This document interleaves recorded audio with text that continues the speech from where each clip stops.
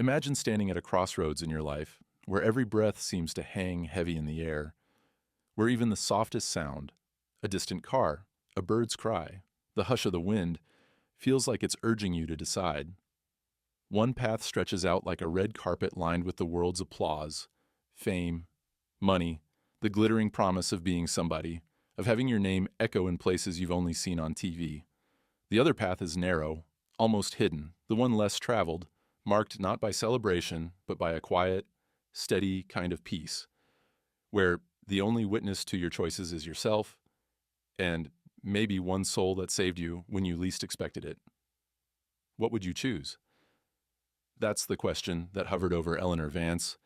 Just 27, her life mapped out in meticulously planned spreadsheets, all lines and logic, when she found herself at the heart of the most prestigious horse racing competition in England. It wasn't a scene from a movie. There was no dramatic orchestral music, just the buzz of cameras and the low, constant hum of voices blending with the distant thunder of hooves on turf. In front of her, an offer that could change her life forever.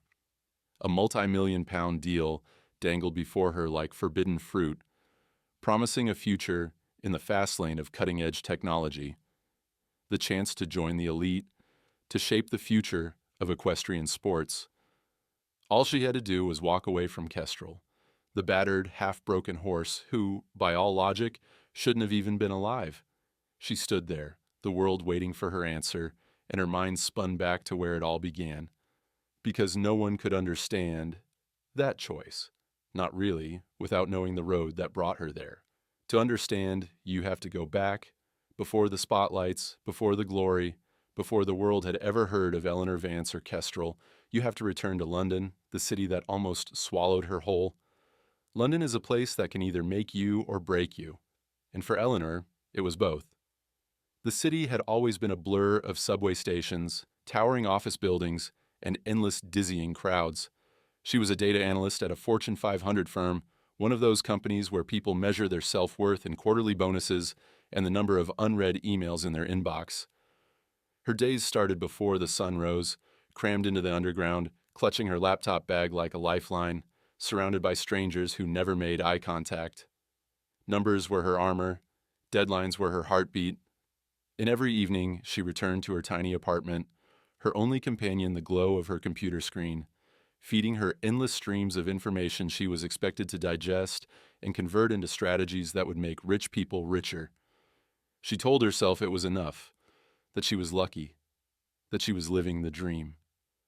But somewhere along the line, the numbers started to turn on her.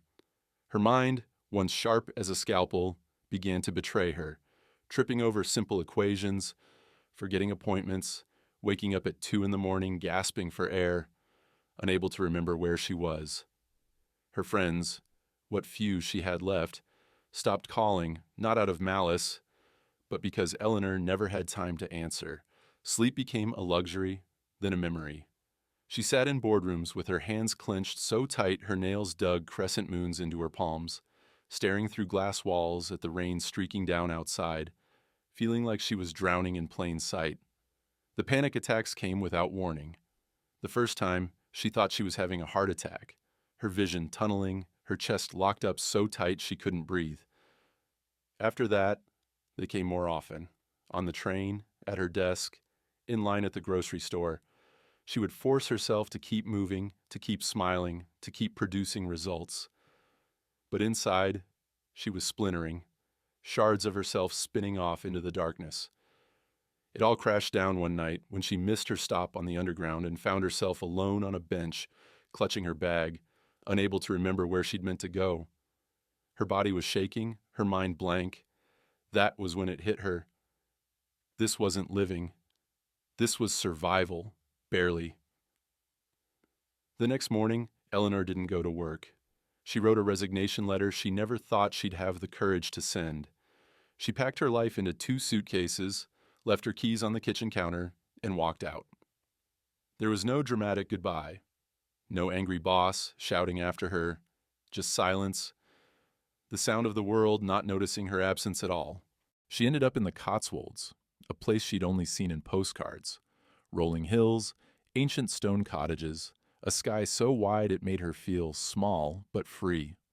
She rented a run-down little house on the edge of a tiny village, the kind of place where everyone knew when a stranger arrived. For the first time in years, she had no schedule, no one expecting anything from her. The silence was deafening. She would lie awake at night, staring at the cracked ceiling, wondering if she'd made the biggest mistake of her life. The days stretched out, empty and strange. She tried to fill them with long walks through muddy fields, with books she'd always meant to read but never had time for, with endless cups of tea that went cold before she could finish them. But the emptiness inside her grew. She missed the city's noise, the constant pressure that at least made her feel alive. Here, time seemed to slow down, to taunt her with memories of what she'd left behind. One gray, drizzling morning, after a night of tossing and turning, she wandered into the village center and saw a flyer tacked to a notice board. Volunteers needed, RSPCA Animal Rescue. She stared at it for a long time, feeling something in her shift. A tiny spark, maybe hope, maybe desperation. She tore off the number, slipped it into her pocket, and not knowing why, called that afternoon. She didn't know it yet, but that small, impulsive act would change everything, not just for her, but for a horse named Kestrel, and for the future neither of them could possibly imagine. London was behind her, but the city's grip was not so easily broken. Even in the soft green hush of the Cotswolds, the noise echoed in Eleanor's mind, the train brakes squealing, sirens bouncing between concrete, her phone vibrating with another urgent demand. Now, though, there was only silence and the low, steady thrum of her own doubts. She woke early her first morning in the village, sunlight already sneaking through the old warped glass of her bedroom window. The walls of the rented cottage were uneven and cold to the touch, and the floorboards creaked as she stepped into the tiny kitchen, pouring herself coffee with hands that still trembled, as if expecting the next disaster. The view outside, dew on wild grass, a smudge of fog drifting between sheep, should have been peaceful. But peace, she realized, wasn't just an absence of chaos. It was something you had to learn, like a new language. She tried to adjust. Each morning she forced herself out for a walk, crunching along muddy lanes bordered by ancient stone fences, nodding to sheepdogs and the occasional local who looked up, measuring her with a glance. Some nodded back, but most seemed to keep their distance, curious but cautious, as if waiting to see if she'd last longer than the last city transplant, who'd blown in on a nervous breakdown and blown out again by winter. The house itself seemed to resist her presence. The radiator worked only half the time, and drafts wormed through every window. Her neighbors, while not unkind, didn't seem interested in adopting her into their routines, especially Mrs. Bevan, who ran the shop and watched Eleanor like she was a puzzle missing its corner pieces. When she asked about bus schedules or how to find a plumber, people gave directions with the bare minimum of words, as if every answer cost them something. Her phone, which once felt like a lifeline, was nearly silent now. The few friends she'd managed to hold on to texted sometimes, "How's the country life?" But what could she say? That the quiet felt like punishment? That she spent nights staring at the dark ceiling, feeling panic flicker at the edges? So she stopped replying, letting her old life recede, unsure if she was grieving it or running from it. She tried routines, hoping order would make her feel in control again. She bought groceries at the market every Monday. She swept the porch, fed the garden birds, took long, aimless drives down winding roads. None of it filled the hollowness. Her mind kept circling back to the same questions. Was this what healing looked like? Was this what giving up felt like? The future, once so meticulously planned, now gaped before her, shapeless and unkind. Then came the insomnia. In London, sleeplessness was just background noise. Everyone was tired, everyone was chasing something. Here, with no distraction but the ticking clock and her own jagged thoughts, every hour awake was a small defeat. She'd lie on her back, watching moonlight crawl across the ceiling, her heart beating too fast, her breath too loud. Sometimes she wondered if she'd ever find her way out of this strange, numb twilight. The panic didn't leave. Not really. She'd feel it in little ways. A tightness in her chest when she heard a car door slam. The urge to check her work email, even though she'd closed her account. She'd go into the village, buy tea, and smile at strangers. But inside, she was still bracing for the next crisis, as if the world might fall apart at any second. The old Eleanor, the one who could power through 80-hour work weeks, who lived off coffee and adrenaline, who never cried, not even at funerals, felt like someone she'd met only in passing. Now she was raw, her nerves exposed. She didn't know who she was supposed to become, only that the old version was gone. It wasn't until her third week in the village, after a particularly bad night, that she saw the flyer at the post office. It was battered and sun-faded, tacked up between notices for missing cats and bake sales. Volunteers needed, RSPCA Animal Rescue. It read, the ink slightly smudged from rain. She'd never volunteered before, never had time, never had the energy, but something about the plea pulled at her. Maybe it was the word rescue. Maybe it was just a desperate need to feel useful, to connect with something that didn't require performance reviews or meetings. That afternoon, she called the number. A brusque woman named Helen answered, her accent thick and quick. "We always need hands," Helen said, sounding exhausted but grateful. "You like dogs, cats, donkeys, horses?" I don't know," Eleanor stammered, feeling foolish. "Doesn't matter. We'll find something for you to do." Her first day at the RSPCA Center was nothing like she'd imagined. It was set behind a tangle of hedges at the edge of the village, a cluster of battered sheds and paddocks. The air was sharp with the smell of hay, disinfectant, and something deeper, sadder. Eleanor walked through the gate, her boots sinking into mud, her heart pounding, uncertain if she'd made another mistake. Inside, the place was chaos. Barking, yowling, the scrape of metal cages. Volunteers hurried between pens, arms full of towels or feed buckets. Helen met her at the door, her red hair pulled back in a no-nonsense bun. "You city folk always look shell-shocked the first time," she said, but there was a flicker of kindness in her eyes. "You'll get used to it, or you won't." Eleanor's first task was simple: cleaning kennels. She scrubbed floors, refilled water bowls, whispered soothing nonsense to trembling dogs, and tried not to cry when she saw the old tomcat missing an eye. She learned fast that rescue work wasn't pretty.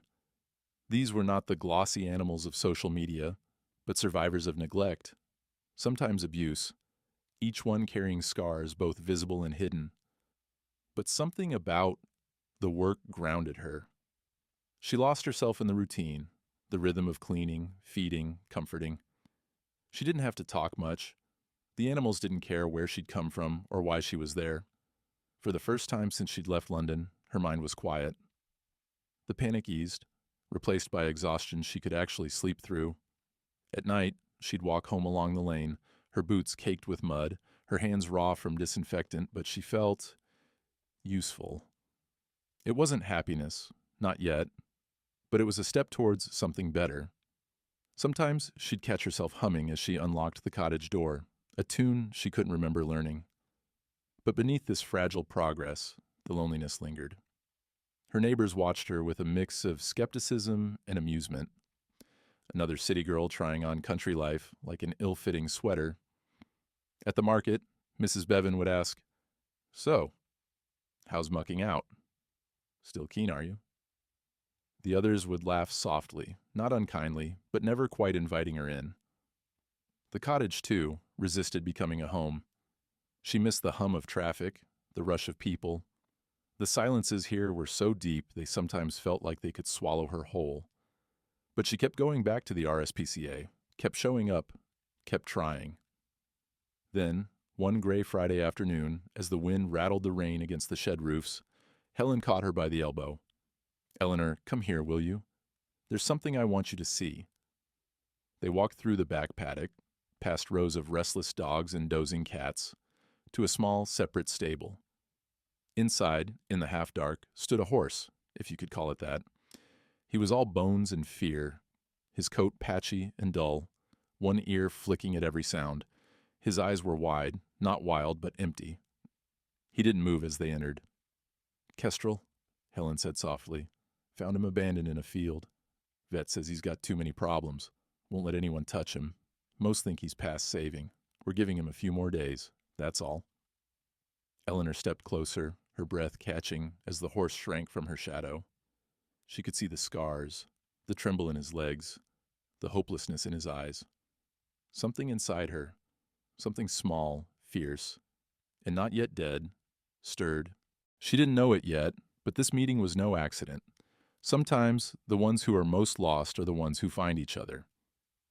The stable was hushed, except for the whisper of rain against the roof and the slow, uneven breathing of the horse before her.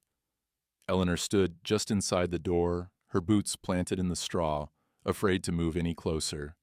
The air inside felt thick, heavy with the kind of sadness that doesn't have words, only weight.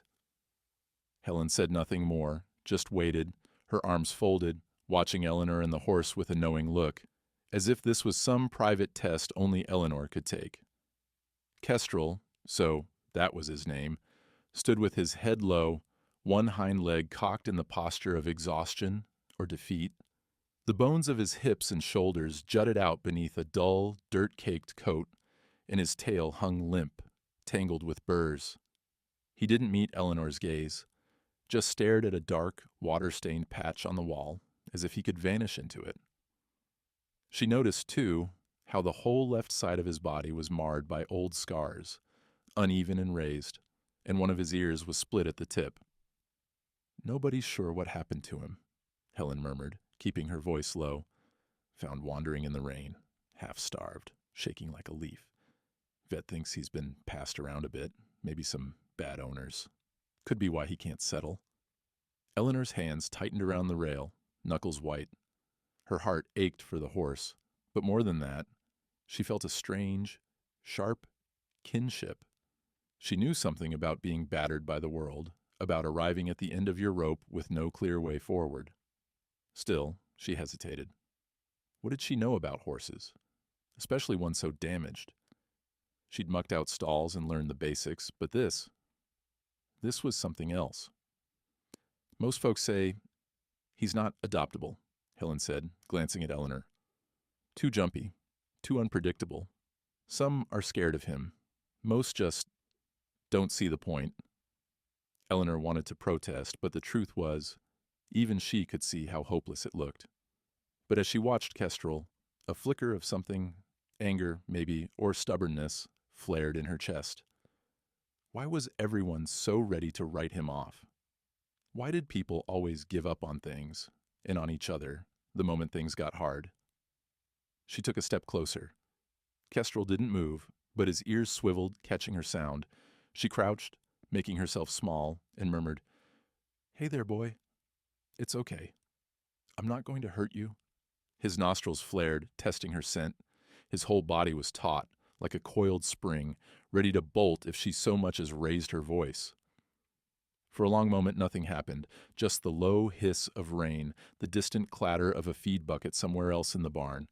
Then, with agonizing slowness, he blinked, shifting his weight away from her, but he didn't run. Helen cleared her throat. "He's got a few more days. That's all. We're out of space. Policy says, if an animal's too damaged to rehome, well, we have to make hard choices." The words landed like a blow. Eleanor looked up sharply. "You mean?" Helen nodded. "He's on the list. End of the week, unless someone's mad enough to take him on." Eleanor's mind raced. The sensible thing, the logical thing, was to walk away. She had no experience with horses this troubled, no resources, no support network in the village. But the idea of Kestrel ending his days alone, written off as a lost cause, was unbearable. "Can I," her voice faltered, "can I come back? Spend more time with him?" Helen shrugged. "If you want. Most give up after a day or two, but be careful, all right? He's unpredictable." That evening, Eleanor walked home through the mist, her thoughts tangled and restless. She couldn't get Kestrel's eyes out of her mind. Not wild, not angry, just empty. She tossed and turned all night, haunted by memories of London, of the times she'd felt invisible, irrelevant, her pain brushed aside with a shrug or a platitude. Maybe that's why she couldn't let it go. Over the next few days, Eleanor returned to the stable whenever she could. She brought apples and carrots, speaking softly, careful never to crowd Kestrel's space. Progress was glacial. He would spook at the smallest sound, shudder at a gentle touch, pin his ears and back into the shadows if anyone moved too quickly. But Eleanor kept coming, her patience born of her own brokenness. She read everything she could find online, watched hours of videos about traumatized horses and gentle training methods, and scribbled notes in a battered notebook each night, tracking every tiny shift in Kestrel's body language. Helen watched, sometimes skeptical, sometimes quietly impressed. "Don't get your hopes up," she warned more than once. "He might not ever trust you. Some just don't come back." But Eleanor kept at it. Each day she managed to stand a little closer, stay a little longer.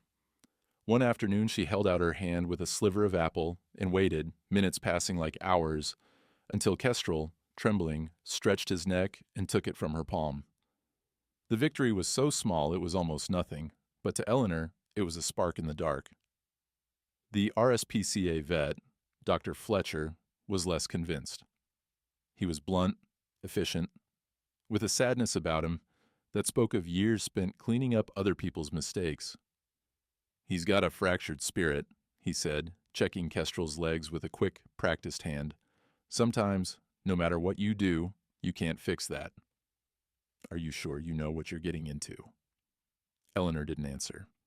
She wasn't sure of anything, except that she didn't want to live in a world where everything broken was just thrown away. Finally, on a gray Wednesday morning, Helen pressed a stack of adoption papers into her hand. "You know he's not a pet, right?" she asked, searching Eleanor's face. "This won't be easy. You'll need help, time, money. It's a lot." Eleanor swallowed. Her hands were shaking as she signed her name. Maybe from fear, maybe from excitement, or both. "I know," she whispered, not trusting her voice to say more. "But if nobody tries, then what's the point?" Helen looked at her for a long moment, then nodded. "All right. He's yours now. God help you both." The drive home with Kestrel in the borrowed trailer was nerve-wracking. He loaded only after an hour of coaxing, eyes rolling, sides slick with sweat. As they bumped along the country lane to Eleanor's little cottage, every pothole felt like a disaster waiting to happen. She kept glancing in the rearview mirror, half expecting him to explode in panic. But he only stood there, shaking, his breath fogging the small window. At last, they arrived. Eleanor led Kestrel slowly to the small paddock behind her cottage, heart pounding. The grass was overgrown, the fence a little rickety, but it was safe, quiet, a fresh start. Kestrel hesitated at the gate, then stepped into the grass, lowering his head to sniff the earth, uncertain. He didn't bolt, didn't rear, just stood, taking in his new world, cautious but present. Eleanor watched him from the fence, 1,000 worries crowding her mind. She had no idea what tomorrow would bring, or the next day, or the next.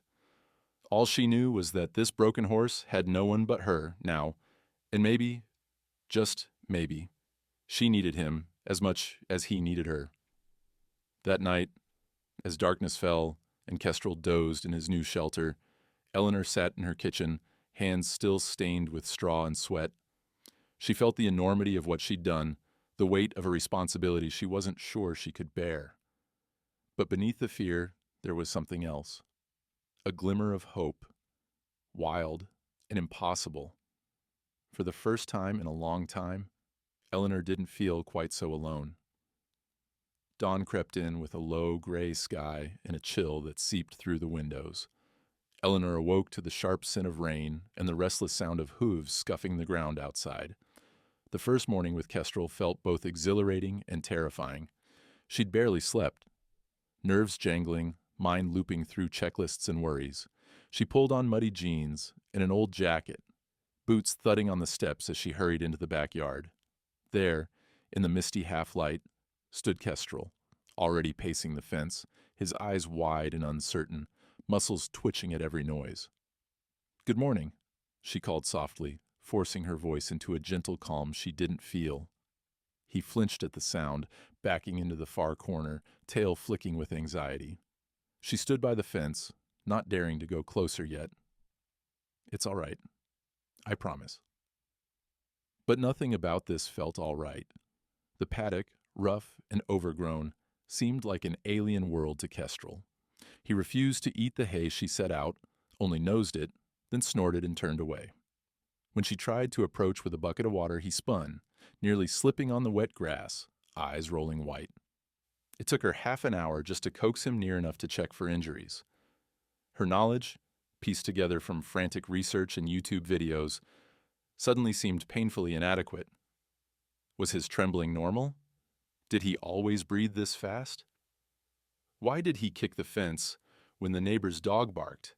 Every little thing felt like a potential emergency. She made calls to the RSPCA, scrolled online forums late into the night, left voicemails with the nearest vet. No one answered quickly. The countryside, so peaceful from a distance, was indifferent to her anxiety. Worse, the village itself remained cool, its residents curious, but closed off.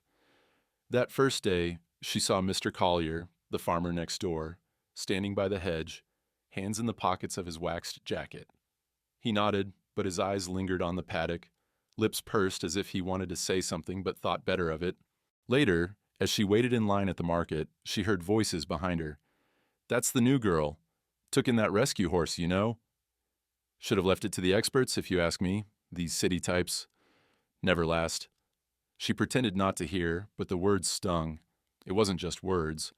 On her second afternoon, as she struggled to untangle Kestrel's mane, Mrs. Bevan appeared at the fence, arms folded tight. "Looks like you've got your hands full," she called, voice thick with skepticism. "Had horses myself. Takes more than good intentions to keep them alive, you know. Seen too many like that come and go." Eleanor swallowed. "I'm trying my best," she said, voice quiet. Mrs. Bevan shrugged. "Well, best of luck to you, dear." As the days stretched into a grinding, cold rhythm, the reality of her challenge became brutally clear. Kestrel didn't trust her. Sometimes he wouldn't even let her in the paddock without bolting. He refused to eat grain or treats. When a storm rolled in, he shivered and whinnied, crashing against the gate, sweat foaming on his neck. More than once, Eleanor stood helpless on the porch, tears stinging her eyes, wishing for someone to tell her what to do. One afternoon, when she managed to slip a halter over Kestrel's head, he suddenly reared, striking out, the force of it shocking. She scrambled back, heart pounding, falling hard on her hip in the mud. He danced away, nostrils flaring, every muscle screaming for escape. For a long moment, Eleanor sat where she'd fallen, hands muddy, chest tight, as the fear and failure threatened to crush her. She almost gave up that night. Sitting at her kitchen table, a mug of tea cooling untouched by her elbow, she stared out at the dark paddock, Kestrel a ghostly shape against the fence. What was she thinking? She couldn't even touch him, let alone save him. Maybe the villagers were right. Maybe she was just another city girl, playing at country life, doomed to fail. But then, in the stillness, she remembered the way Kestrel had taken that tiny slice of apple from her palm, the trembling trust in that moment. She remembered the way he sometimes watched her, quietly, when he thought she wasn't looking. Not fear, exactly, but a kind of question in his eyes. That hope kept her going. The next morning, she called every vet in the region until finally, a curt voice answered. "Arthur Finch." "What's the problem?" she explained, stumbling over her words. Describing Kestrel's history, his refusal to eat, the shaking and wild eyes. There was a long silence. "I'll come by this afternoon," the man said, then hung up. When Dr. Finch arrived, he looked exactly as the village gossip had described. Mid-70s, lean as a whip, eyebrows like hedgerows, clothes worn but spotless. He glanced at Eleanor, then at Kestrel, his eyes narrowing. "Well," he said, He's a sorry sight. Where'd you get him? She told him the story. He listened, expression unreadable, then set to work. Slow, deliberate, unhurried by her anxiety. He checked Kestrel's teeth, hooves, eyes, listened to his heart, palpated old scars. The whole time, Kestrel quivered, every muscle ready to snap. Not the worst I've seen, Finch pronounced at last, straightening. But he's on a knife edge. Trauma like this takes time. Sometimes all the time in the world isn't enough. Eleanor bit her lip. Is there anything I can do? He fixed her with a stern look. Most give up after the first setback. I'll tell you what I tell everyone. Horses aren't puzzles you solve with kindness alone. It takes patience, grit, and luck. Are you willing to cry about it or work through it? I'll work through it, she said, even though her voice trembled. He nodded, just once. Feed him small, frequent meals, watch for colic, don't rush him, and if you need advice, call, but don't expect miracles.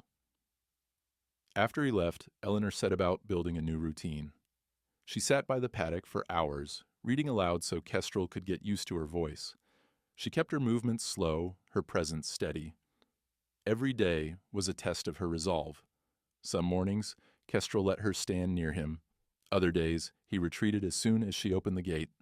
She took careful notes on his eating, his posture, his reactions, mapping tiny changes like the analyst she'd once been.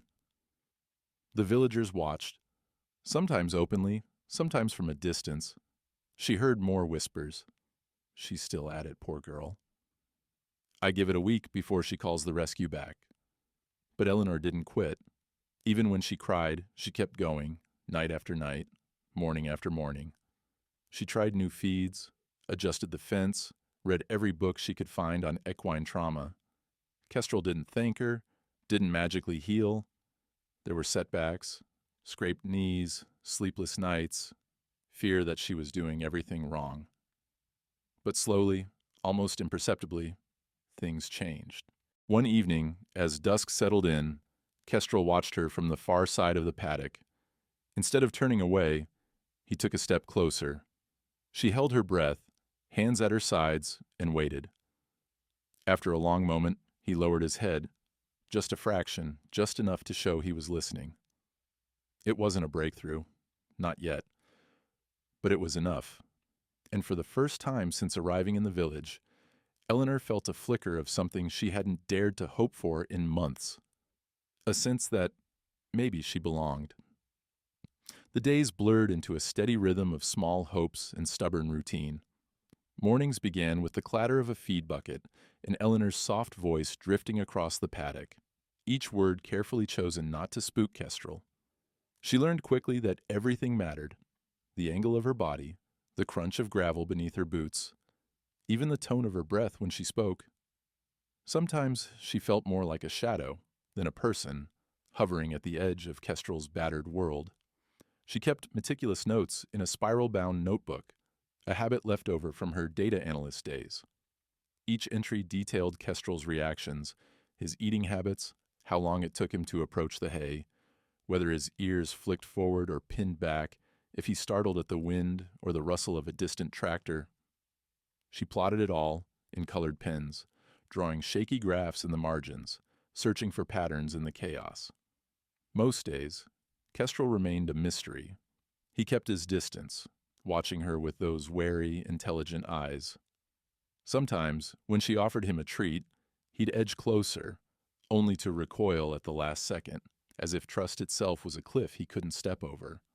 The setbacks weighed heavy, but Eleanor clung to the smallest victories, the way he lingered a little longer near the fence, the rare moment he didn't flinch when she entered the paddock, the fleeting glances that weren't pure fear. The village kept its distance, too. She still heard the whispers, at the shop, by the church, as she passed the pub at dusk. She's determined. I'll give her that. That poor horse'll never be right. Why doesn't she just let it go? Even Mrs. Bevan, who now brought eggs to sell once a week, seemed less sure of her skepticism, but never crossed the invisible line between concern and help. One golden morning, the mist just burning off the grass, Eleanor knelt by the fence with a slice of apple in her palm. Her heart thudded as Kestrel drifted closer, nostrils twitching. She didn't move, barely breathed. The world seemed to hold its breath with her. Inch by inch, Kestrel stretched his neck, his ears swiveling. He hesitated, so close Eleanor could see the faint scar running down his cheek. Then, with a trembling sigh, he brushed his nose against her palm, teeth snapping up the apple with surprising gentleness. The moment lasted only a second. Kestrel jerked back, flanks quivering but didn't bolt. Eleanor's heart surged. Relief, disbelief, and a wild, wordless joy. She stayed there, tears stinging her eyes, letting the silence fill up with hope. It wasn't much. To anyone else, it would have seemed like nothing at all, a traumatized horse accepting food from a patient stranger. But to Eleanor, it was everything. For the first time, trust had a shape. It tasted like apple and smelled of warm hay and possibility. That afternoon, Dr. Finch returned, his battered pickup crunching over the gravel. He watched her approach from the porch, arms crossed, face carved with skepticism. "Heard you had a breakthrough," he grumbled, eyeing the neat charts she'd taped to the shed wall. "You keeping records like you're running an experiment?" Eleanor blushed but nodded. "I just thought, if I could track what makes him more relaxed or nervous, maybe I'd see a pattern. If there's something I'm doing wrong, I want to know." Finch squinted at the notebook, lips twitching at the multicolored graphs and careful notes. "Most folks around here trust their gut more than graphs," he muttered, but she caught the glint of respect beneath his sarcasm. He watched as she coaxed Kestrel with a carrot, speaking in low, even tones. The horse's muscles bunched, ready to flee, but this time he only took a step back, not a sprint. Finch's eyebrows climbed. "Well, I'll be damned." He took a seat on the fence, boots muddy, and gave her advice. Real advice, not the clipped warnings of before. "Don't crowd him. Let him come to you. And don't forget, he's watching everything you do. Horses can read a lie faster than a person can." He rattled off stories of animals he'd treated, times he'd misjudged, mistakes made, and lessons learned the hard way. For the first time, Eleanor felt like she wasn't alone. Finch didn't coddle her, didn't offer empty comfort, but his presence was grounding, a steady counterweight to her doubt. He even returned the next day with a battered book on horse psychology, sliding it across the table with a grunt. "Might be some use to you, or it might be rubbish. Decide for yourself." Encouraged, Eleanor expanded her routine. She spent long afternoons sitting in the grass, reading aloud from novels or her own journal, letting Kestrel acclimate to the sound of her voice. She played quiet music from her phone, let him watch her repair the fence, never pushing for contact. Sometimes she felt ridiculous, an adult woman whispering stories to a horse in the middle of nowhere. But it worked. The tension in Kestrel's body eased. His movements lost their frantic edge. He began to greet her at the gate, ears pricked, cautious but curious. The setbacks still came. One stormy night, lightning sent Kestrel into a panic, and by morning he'd reopened an old wound on his leg. Eleanor fought despair, dialing Finch in tears. He arrived in minutes, bandaged the leg, and barked orders. But before he left, he squeezed her shoulder. "Don't let one bad night undo all your work, girl. Healing isn't a straight line." As the days passed, word of her persistence began to ripple through the village. Mr. Collier stopped by the fence, offering awkward tips on pasture management. Mrs. Bevan, watching from her kitchen window, started bringing over fresh bread, "just in case you forget to eat, dear." It wasn't acceptance, not yet, but the skepticism had softened. People were waiting, watching, wondering. One evening, as the sun dipped low, Eleanor offered Kestrel a brush. He hesitated, then with a trembling patience allowed her to stroke his neck, the brush gliding over his tangled mane. His eyes closed, just for a moment. The trust was fragile, easily broken, but it was there, shimmering between them. A thread spun from 1,000 careful acts. Eleanor marked the date in her notebook, a small star beside the words, First real contact. Stayed calm. Trusted me. Later, she found Finch standing by his truck, watching the paddock. He didn't say much, just grunted. Well done, city girl. You might just have what it takes. She smiled, hope blooming. Thank you, Dr. Finch, for everything. He waved her off, climbing into his truck. Don't thank me yet. There's a long road ahead. As the evening cooled, Eleanor sat by the fence, Kestrel grazing quietly nearby. For the first time since leaving London, she didn't dread the morning. The future was uncertain, full of risk and work and setbacks. But in the fading light, with Kestrel's trust slowly growing, Eleanor allowed herself a sliver of belief, a hope that together, maybe they could make it. And in that quiet moment, surrounded by green hills and possibility, she knew she was exactly where she needed to be.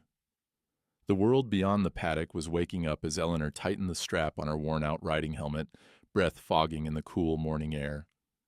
She glanced at Kestrel, who stood nearby under a streak of sunlight, muzzle buried in a patch of clover.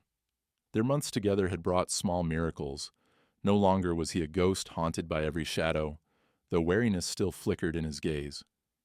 There was something else now, something Eleanor couldn't help but be fiercely proud of, a quiet willingness to try. It was Dr. Finch, unsentimental as ever, who had first suggested a new goal. You both need structure, he said one evening, his boots muddy and his arms crossed as he watched Eleanor coax Kestrel through a new grooming routine. You want him to trust you? Set a rhythm. Horses are creatures of habit. Why not try eventing? Start small. Dressage, cross-country, jumping, nothing fancy. Just see if you can get through the basics together. Eleanor stared at him. You mean, actually compete? He snorted. I mean, actually work for something, besides pity. You've got the brains. He's got the legs. I've seen stranger things in this village. The idea settled into her bones, stubborn as hope. That night, she researched eventing until her eyes burned. Dressage, she learned, was ballet for horses. Discipline, patience, grace in every movement. Cross-country demanded boldness, trust, and a kind of reckless joy. Show jumping, the finale, called for split-second decisions and nerves of steel. Each part terrified her. And yet, something about the challenge thrilled her, too. The next morning, she drew up a schedule on a piece of butcher paper, pinning it to the kitchen wall. 3 columns, dressage, cross-country, show jumping. Under each, she wrote drills, goals, and, importantly, a reminder. Progress is never linear. Their first training session was a disaster. Kestrel spooked at the plastic cones Eleanor set up for a mock dressage ring, refusing to walk in a straight line, eyes wild at the fluttering boundary tape. Every time she tried to direct him, his old panic returned, ears pinned, muscles bunched, ready to bolt. Sweat beaded on Eleanor's brow as she remembered Dr. Finch's warning. Patience. Don't force. If you break trust now, you'll lose weeks. So she dialed back, returning to groundwork. Slow, steady circles on a lead rope. Her voice low and soothing, hands gentle but firm. She charted every improvement in her notebook, no matter how small. Today, he didn't shy from the whip on the ground. Stood still for 30 seconds without pulling away. On some days, those tiny victories were all she had. Finch began stopping by more often, sometimes under the guise of a casual checkup, sometimes just to offer a few gruff words of advice. He never praised directly, but the questions he asked about Kestrel's feed, his feet, Eleanor's training logs, showed a growing respect. You ever think about letting him just be a horse? He asked one afternoon as Eleanor demonstrated a new side pass maneuver in the paddock. Sometimes, she admitted, sweat trickling down her temple. But I think he needs a purpose too. I think we both do.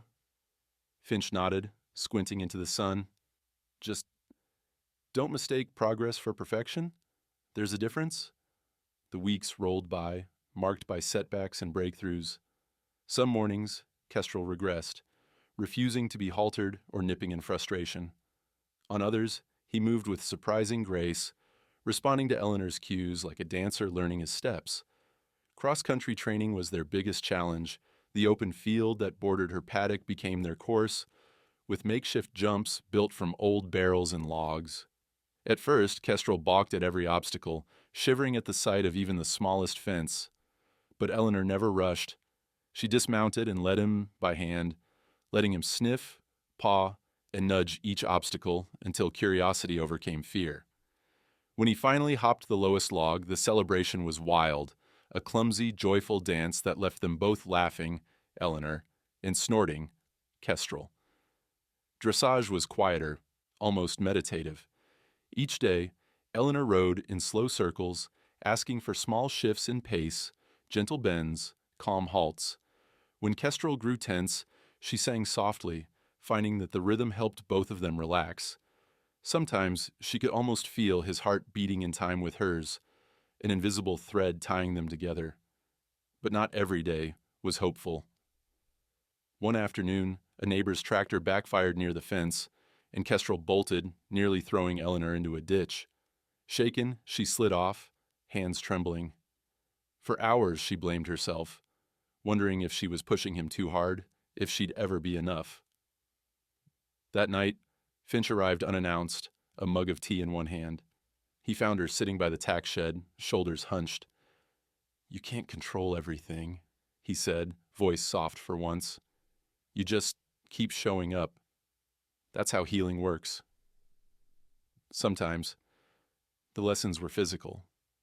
Eleanor took her share of bruises, thrown into the dirt, stepped on, nearly bitten when she fumbled the bridle. She patched fences, learned to wrap bandages, even watched YouTube videos by flashlight when Kestrel caught a hoof on a fence and came up limping. It was hard work, relentless and often thankless, but each time she was tempted to quit. She remembered London, the endless noise, the crushing emptiness. Here, at least, every struggle mattered. Over time, the village began to take notice. Children peered over the fence to watch their sessions, sometimes calling encouragement. Mrs. Bevan, the skeptic, started leaving carrot tops in a bag by the gate.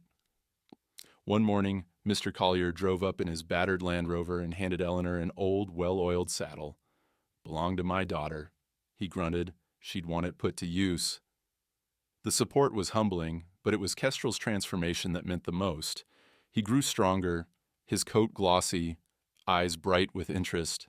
He started to greet Eleanor at the gate, even on rainy days, a soft wicker of recognition rumbling in his chest. The trust that had begun as a flicker now glowed with real warmth. Still, the road was long.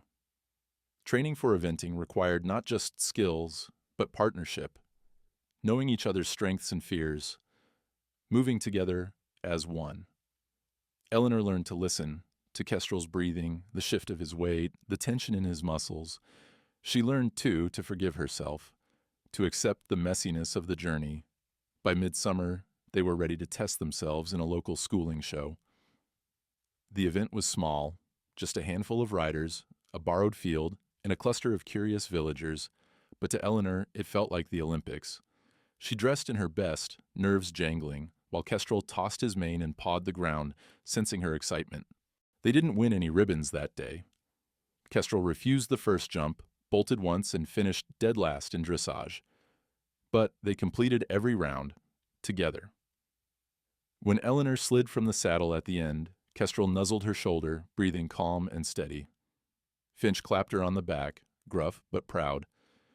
"You did it, city girl. He's not the same horse he was." Eleanor smiled, heartful. "Neither am I." That night, as stars flickered over the paddock and Kestrel grazed content beside her, Eleanor finally understood what Finch had meant. Healing wasn't about the absence of pain or the perfection of progress. It was about showing up again and again through the mess and the setbacks and daring to hope. And as she watched Kestrel lift his head to the moonlight, Eleanor knew their journey was only just beginning. The morning of the competition dawned with a pale gold sky, the air sharp and humming with the promise of change. Eleanor lay awake long before her alarm, staring at the ceiling, heart pounding in her chest. It was strange. She had once presented to executives in glass towers without so much as a flinch, but the thought of guiding Kestrel into a field lined with strangers, judges, and banners made her stomach churn. She glanced at her notebook, where her goals for the day were written in careful block letters. Finish each round. Keep Kestrel calm. Remember to breathe. Kestrel sensed something was different. He paced the paddock as Eleanor brushed him, snorting at the new transport boots and the borrowed trailer parked by the gate. His coat shone, the scars no longer defining him, but woven into the story of a survivor. When Eleanor whispered, "We've got this," she was reassuring herself as much as him. Finch arrived before sunrise, tossing a flask of tea onto the passenger seat and waving away her thanks. "Try not to overthink it," he said, squinting at the horizon. "Just, get through the gate in one piece. Let the rest take care of itself." The drive to the event grounds wound through narrow lanes bordered by hawthorn and wild roses. As they approached the showground, a patchwork of arenas and horse boxes, dotted with riders in crisp jackets, Eleanor's nerves prickled with every mile. She parked far from the crowd, taking her time unloading Kestrel. The pair of them must have looked out of place, her in second-hand show gear, him with the faintest limp still in his stride, both of them wide-eyed. The competition itself was small, a charity event held in a borrowed field, but to Eleanor it might as well have been badminton. Volunteers milled about with clipboards and radios, children in jodhpurs zipped by on ponies, and over the loudspeaker, a cheerful voice called out names, scores, times. She signed in at the secretary's tent, hands trembling as she pinned her number to her jacket. "First time?" a woman asked kindly. Eleanor nodded, unable to find her voice. "Don't worry, just enjoy it. That's what these days are for." She led Kestrel to the warm-up ring, moving slowly, letting him absorb the noise and movement. Other horses pranced and snorted, but Kestrel held close, his eyes darting from the flags to the clapping spectators to the distant scent of frying onions from the food truck. Eleanor breathed deep, finding a rhythm in his steps. "We're okay, boy. We're okay." Their dressage test was first. The white rails of the arena seemed impossibly bright under the sun, every mistake on display. Eleanor rode with her heart in her mouth, every muscle tense. Kestrel bobbled the first halt, spooked at a plastic flower pot, but she steadied him, riding each movement with soft hands and softer words. They didn't earn high marks. One judge's notes read tense but trying. But as they trotted the final center line, Kestrel's head lowered in something like pride. When she dismounted, legs shaky, Finch was waiting with a rare, crooked smile. "He didn't run out. You stayed on. That's a win in my book." Next came the cross-country phase. The course, a winding loop of simple logs and shallow ditches, still looked daunting to Eleanor. But she remembered their months of practice, the countless times she'd walked Kestrel up to a scary object and waited, breathless, until he found the courage to step forward. That same patience became their guide. They started slow, taking each jump as its own small mountain.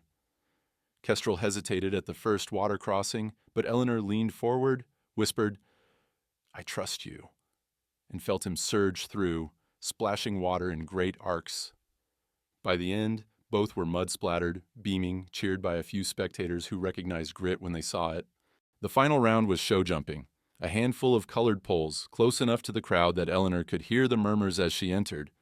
Kestrel rattled a rail, but left them standing, and as they cleared the last fence, a wild burst of applause erupted from the sidelines. Eleanor didn't hear her placing. She barely cared. The world shrank to her and Kestrel, sweat-streaked and grinning, survivors who had crossed their own invisible finish line. Finch pressed a bottle of water into her hands, gruff and proud. "You did what you came to do, more than most ever dare." As the day wound down, Eleanor walked Kestrel on a loose lead, letting him graze in a quiet corner behind the trailers. She was surprised to see a young woman with a camera approach, notebook in hand. "Are you Eleanor Vance?" she asked, her accent crisp. "From the RSPCA rescue story?" Eleanor blinked, caught off guard. Yes, how did you know?" The woman smiled. I run a blog for equestrian rescues. Someone tagged me in your Instagram story last night about your journey with Kestrel. Would you mind if I took a few photos? Maybe did a short piece about you two? Eleanor hesitated. She'd started the account months ago as a way to keep her friends updated, never expecting strangers to notice. Her posts were simple: progress notes, quiet victories, snapshots of muddy boots and hopeful eyes, but the idea that Kestrel's story could inspire others made her nod, quietly. Okay, if you think it'll help. By the time she drove home, the first messages had arrived, comments from strangers, fellow rescue owners, people who'd followed the hashtags and found hope in the story of a battered horse, and the woman who refused to give up. The response startled her, but it also filled her with a warmth she hadn't felt in years. That night, she sat in her tiny kitchen, phone buzzing with notifications, and let herself savor the moment. Kestrel dozed in his stall, belly full, his breathing even and soft. Finch had left hours ago, but texted her a rare message. Proud of you both. You showed them. The village, too, seemed to shift, if only by inches. Mrs. Bevan greeted her at the market with a loaf of fresh bread and a shy, "Saw the pictures online. He looks happy." Mr. Collier offered to help fix a loose board on the paddock fence, and a local school teacher emailed asking if her class could visit to learn about animal welfare. But it was the sense of belonging that meant the most.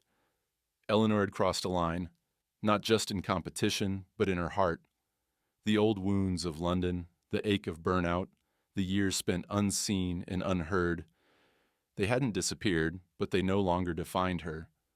Here, under an open sky, she had carved out a new life, built from patience, sweat, and the quiet, stubborn hope that healing is possible. That evening, as the sun dipped below the hills, Eleanor walked out to the paddock, Kestrel ambling over to meet her. She ran her hands down his neck, pressed her forehead to his, and whispered, "Look how far we've come." He snorted softly, nudging her with gentle insistence.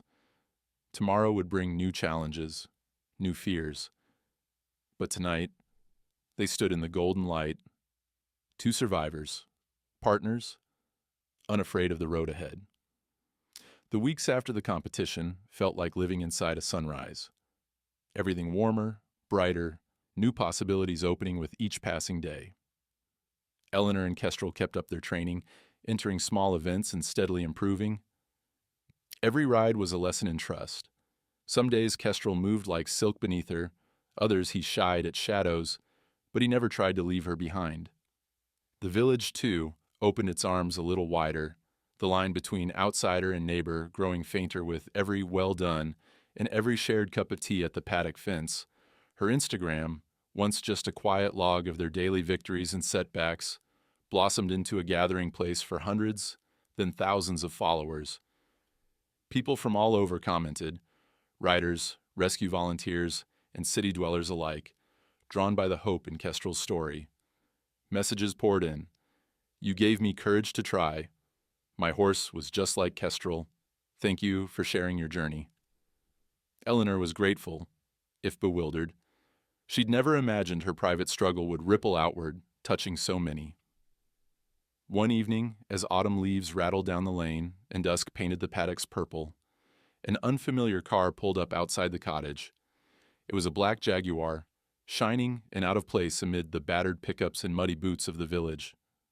A tall man stepped out, immaculate suit, hair like silver wire, eyes sharp and restless. He moved with a kind of practiced ease, as if he belonged anywhere he chose to stand. Eleanor watched from the porch as he approached, heart pounding. Kestrel snorted, circling the paddock, uneasy at the stranger's presence. The man stopped at the gate, smiling just enough to seem genuine. "Eleanor Vance, I presume." She nodded, wiping her hands on her jeans. "That's me. Can I help you?" He introduced himself with a crisp handshake. "Marcus Thorne, CEO of Equimetrics. You might have heard of us." Eleanor blinked. Yes. I've seen your ads in the eventing magazines. You do Analytics and training systems for top stables, right? He nodded. We're pioneering the use of artificial intelligence and biometric tracking to optimize equestrian performance. But I'm here because of you and Kestrel. He gestured toward the horse, who watched them warily from the far side of the field. Your stories made waves online, and frankly, I think you're on the verge of something remarkable. Eleanor felt herself tense. She'd heard the pitch before, though never directed at her. The lure of data, the promise of being part of the next big thing. It was both thrilling and terrifying. They sat on the porch as the sky deepened, the last swallows darting overhead. Marcus explained his vision, a world where horses and riders were not just partners, but collaborators with science. He painted it in colors as dazzling as any of Eleanor's old spreadsheets.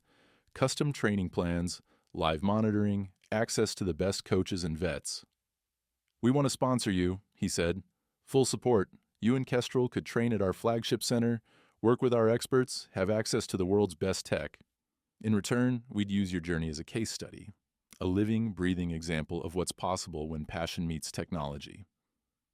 Eleanor listened, heart a whirlpool of hope and warning. But what exactly would that mean for Kestrel? She asked quietly. What would he have to give up? Marcus's tone grew earnest. He'd wear biometric monitors, nothing invasive, just trackers for heart rate, motion, stress responses. All data would feed into our AI system, helping us tailor his regimen for peak health and performance. Your routines, your rides, even rest days would be optimized. And yes, you'd be observed. By us, by the media, by the industry. She bit her lip, glancing at Kestrel grazing quietly. So we'd be research subjects. He smiled, but didn't deny it. Ambassadors, really. You'd have input, of course. But this is the future, Eleanor. Horses like Kestrel, cases that were once seen as hopeless, could become the blueprint for how we save more. It was everything she'd once dreamed of. Recognition, resources, the chance to be part of something bigger. It was also everything she'd run from. Exposure, pressure, the feeling of being measured and watched reduced to numbers and charts. They talked long into the evening, Marcus spinning a future bright with possibility, Eleanor's doubts a shadow at the edge of every promise. When he finally left, pressing a business card into her palm, he said, "Think about it. Call me when you're ready. You and Kestrel could be pioneers." She sat on the porch after he'd gone, the air electric with uncertainty. She looked out at the dark paddock where Kestrel lifted his head and watched her, silent and steady. For the first time in months, Eleanor felt adrift. Was this a gift or a bargain? Was she saving Kestrel or trading him for a new kind of cage? The days that followed were thick with questions. The village buzzed with rumors. The posh car, the stranger in a suit, the prospect of a local girl making it big. Mrs. Bevan offered cautious congratulations, while Mr. Collier warned, "Careful you don't lose what you came here to find." Even her Instagram followers weighed in, some urging her to take the opportunity, others warning that trust can't be programmed. Eleanor couldn't sleep. She walked the fields late at night, Kestrel following at a distance, sensing her unease. She made lists, weighed pros and cons, tried to imagine a future where Kestrel wore monitors and every moment was analyzed. The promise of success, of finally belonging, ached in her bones. But a deeper part of her recoiled at the thought of turning trust into data, of trading freedom for another kind of pressure. One afternoon, as she leaned on the fence, Dr. Finch arrived. He said nothing for a long while, just watched Kestrel graze. Finally he spoke. "Saw that fancy car last week. You thinking of taking his offer?" Eleanor didn't answer right away. "I don't know, Dr. Finch. It sounds amazing. Everything I thought I wanted." But she broke off, unable to put the ache in her chest into words. Finch nodded. "You didn't come here for easy answers, Eleanor. Remember that. People can measure a horse's heart rate, his stride, his jump height. They can't measure what you two have built." She let the words settle, the air silent but for Kestrel's quiet breathing. That evening, as a light rain began to fall, Eleanor walked out to the paddock, Kestrel's head rising to meet her. She stroked his neck, feeling the warmth and pulse beneath her hand, a connection that no machine could quantify. The offer hung in the air, dazzling and dangerous. For the first time, Eleanor realized that her choice wasn't just about Kestrel or herself, but about what she valued most: the intangible, fragile miracle of trust, and the cost of trading it for anything, no matter how bright the promise. Sleep abandoned Eleanor the night after Marcus Thorne's visit. Her small cottage, usually a haven, felt too quiet, the old beams creaking with every gust of wind. Outside, rain whispered against the windows. She sat at the kitchen table, phone dark and silent beside her, notebook open but untouched. Her mind spun in circles, replaying Marcus's offer, his vision of a future where no horse like Kestrel would ever be called hopeless again. It was everything she'd once longed for: to be seen, to be valued, to contribute something that changed lives. A team of experts, the world's best technology, the chance to join the vanguard of a new era. And yet, every word of his pitch left a cold pit in her stomach. Was this the road she'd already left behind? The pressure, the spotlight, the endless metrics by which she could always be found wanting? She made a list, 2 columns, as she'd done in the old days. Equimetrics, asterisk, unlimited support, asterisk, state-of-the-art, training asterisk, prestige, exposure, asterisk, a shot at greatness, asterisk, financial security, stay independent, asterisk, freedom, asterisk, control, asterisk, quiet, steady progress, asterisk, Kestrel's trust, asterisk, the life she had built. It was a lopsided contest, and yet, as she stared at the paper, the right column weighed more than all the numbers and accolades in the world. But then, doubt crept in. Was she just afraid of change? Was she selfish for holding Kestrel back when so many horses might benefit from their story? Was she running from the very thing she'd fought so hard to find? Recognition, a place in the world. Unable to rest, she pulled on her boots and coat and stepped into the night, rain soaking through her hair. The paddock glimmered under the moonlight, the air cool and sharp. Kestrel, half asleep beneath the shelter, lifted his head as she approached. She leaned against the fence, watching him breathe. Slow, steady, utterly unhurried. She remembered all their small battles. The first slice of apple taken from her palm, the tentative touch of a brush. The day he let her ride, without flinching. None of it could be measured, not really. There was no chart or graph that could capture the way his eyes softened when she sang, or how his trembling eased when she whispered, "I'm here. I'm not leaving." As if reading her mind, Kestrel ambled over, pressing his head against her shoulder. His breath was warm, his presence grounding.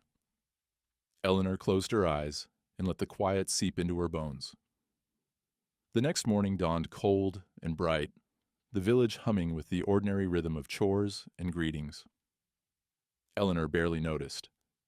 She moved through the day as if underwater, her mind heavy with indecision.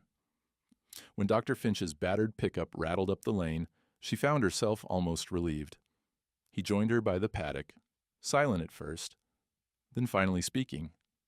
"You look like you haven't slept." Eleanor smiled thinly.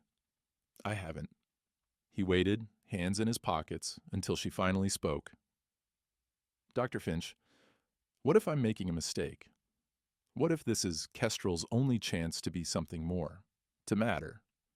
Finch shrugged. "He matters now. He mattered the first day you chose not to give up on him." She stared at her boots, struggling to find words for the ache inside her. What if I'm the one holding him back? What if he could be more with them? Finch was quiet for a long moment. "You started this for your own reasons, Eleanor. You were broken. You thought maybe a broken horse would make you whole. Now look at you. Both of you. That didn't happen because someone measured your heart rate or counted your steps. It happened because you were patient and stubborn and brave enough to stay." He looked at Kestrel, who was dozing in the sun, one ear flicking at a passing bee. "Tell me something. Did you ever imagine you'd get this far?" Eleanor shook her head. No, not once. Then maybe success isn't about how many people are watching or how many records you break. Maybe it's about choosing every day to do the work no one sees. His words settled in the quiet air, heavy and true. So, he said, what do you want, Eleanor? Not what you think you should want or what other people want. What do you want? The question echoed inside her all day, through chores and errands and a dozen interruptions. She realized how rarely she'd allowed herself to answer it honestly. For years, she'd chased other people's dreams. The corner office, the accolades, the certainty that being seen meant being valued. She'd built her new life out of silence and sweat, risked everything for a horse everyone else had written off. Why was she so ready to give up the only thing that had ever felt truly hers? As dusk fell, she sat in Kestrel's stall, the old boards rough under her legs. He stood over her, eyes half closed, content in the hush. She thought about the cost of progress, the part no one puts in the brochure. Would he still greet her in the mornings, or would he come to flinch at every new harness, every unfamiliar hand? Would she be the partner he needed, or just another data point in someone else's story? The answer came softly in the peace she found sitting beside him. She couldn't sell what she and Kestrel had fought for. Not for any price. That night, she emailed Marcus. Thank you for your offer. I'm honored. But I have to say no. The thing that healed us can't be measured or optimized. I hope you'll understand. A part of her trembled, afraid she'd regret it, but mostly she felt free, lighter than she had in years. When the reply arrived the next morning, it was gracious, if tinged with disappointment. I understand. The offer stands if you ever change your mind. Best of luck to you both. Later that day, Marcus himself drove out to see her. He stood in the field, the sharp suit replaced by jeans and a sweater, and listened as Eleanor explained her decision in person. You're right about the future, she told him, voice steady. But not every miracle can be engineered. What Kestrel and I found, what so many find in their quiet struggles, it doesn't show up on a chart. I can't be the person who tries to put a price on it. Marcus studied her, then nodded. You're braver than most. For what it's worth, I respect your choice. And I wish more people in this industry remembered why we started loving horses in the first place. They shook hands. Equals now.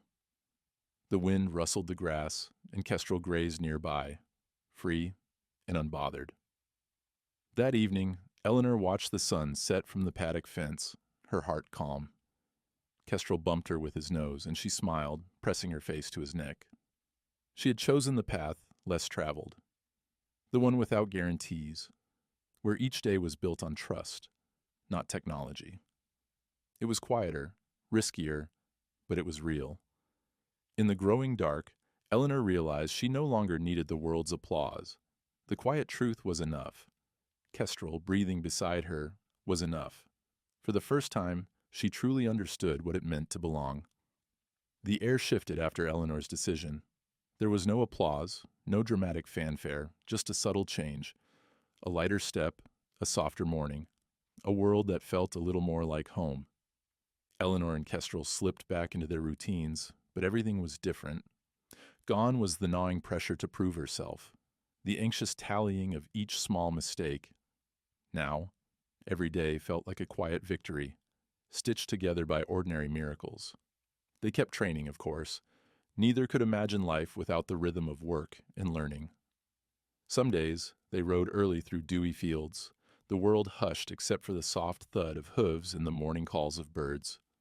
Other days, Kestrel wanted nothing more than to roll in the mud or doze in the sun, while Eleanor watched from the grass, a book open and forgotten in her lap.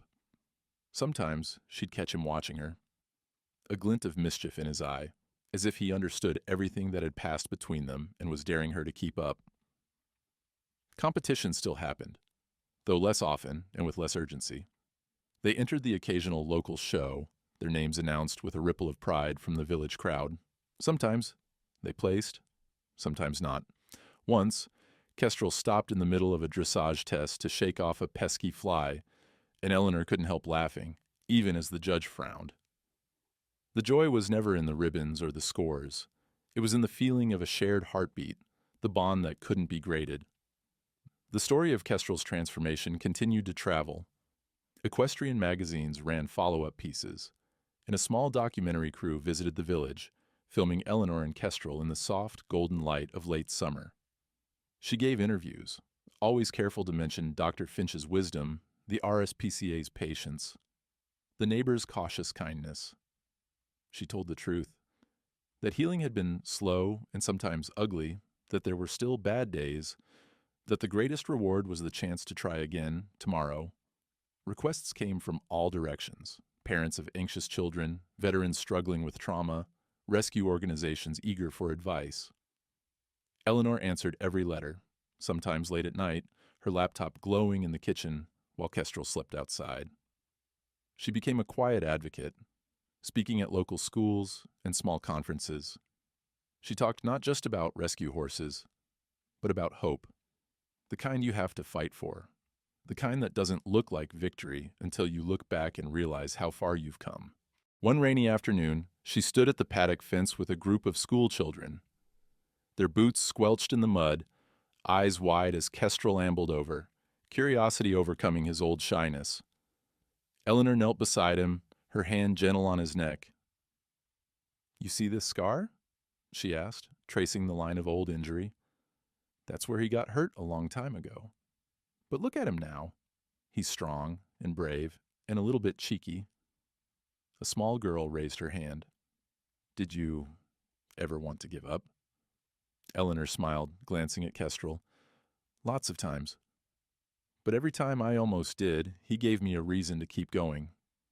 Sometimes hope is small, a look, a touch, a single good day after 10 hard ones. That's how you get better. Not all at once, but a little more every day." As the months passed, the village embraced them in ways both subtle and profound.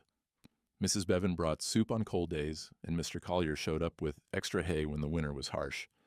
Finch visited often, sometimes just to sit quietly by the fence, his presence gruff but comforting.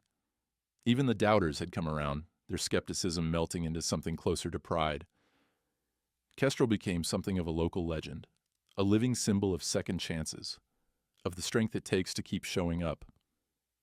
Writers from neighboring towns would stop by to watch Eleanor's gentle way, to ask her about patience and persistence. Some brought horses with their own scars, hoping the paddock's peace might work a little magic on them too. Eleanor herself was changed. Where once she'd measured her worth by external markers, performance reviews, salary, recognition, now she measured it by the quiet persistence of hope, the courage to do things her own way. She learned to celebrate the invisible victories. A moment of calm, a new friendship, a day when anxiety didn't win. The online world that had once overwhelmed her became a place of connection, not pressure. Her account was a patchwork of real life: muddy boots, tangled manes, bittersweet honesty. She turned down bigger offers from magazines, even from national TV. "Our story belongs to everyone who needs it," she wrote in one post, "but especially to those still struggling in the dark. You're not alone." Years later, after another spring spent riding through fields of wildflowers, Eleanor stood with Kestrel at the edge of a local fair, watching a new generation of riders enter the ring. A reporter approached her with the same question she'd been asked 100 times. "What's your secret? How did you turn it all around?" Eleanor looked at Kestrel, who nudged her hand for a treat, his old scars faded but still visible. She smiled, voice soft and sure. "There isn't a secret. You just refuse to give up on each other. You learn to trust the process, the slow, steady kind of love. That's the only success that lasts." When the reporter left, Eleanor lingered, watching the children and their ponies, the swirl of laughter and nervousness and hope. The sun dipped behind the hills, casting long shadows across the paddock. She felt the weight of her journey, every sleepless night, every setback, every moment she'd chosen to stay. And she knew, with absolute certainty that the truest measure of her success wasn't a trophy or a magazine spread. It was the quiet peace in her heart, the unbreakable bond she'd built with a horse the world had thrown away. In a world obsessed with progress, with numbers, with optimizing every moment, Eleanor and Kestrel had claimed something different. They'd found joy in the ordinary, meaning in persistence, dignity in every scar. Their story, simple, stubborn, deeply human, was a gentle reminder. Some victories can't be measured, some miracles are quiet. As the fair lights glimmered and the paddock settled into dusk, Eleanor rested her cheek against Kestrel's neck, breathing in the smell of hay in summer. "We did it, boy," she whispered, "and we did it our way." The world carried on, noisy and impatient, always searching for the next big thing. But in the soft hush of the countryside, beneath the wide English sky, Eleanor and Kestrel stood together, whole and unafraid. Their story, imperfect and precious, would echo in quiet hearts for years to come. In the end, it wasn't about what they'd gained, but what they'd refused to give up. And in that, Eleanor knew they had truly won. Eleanor.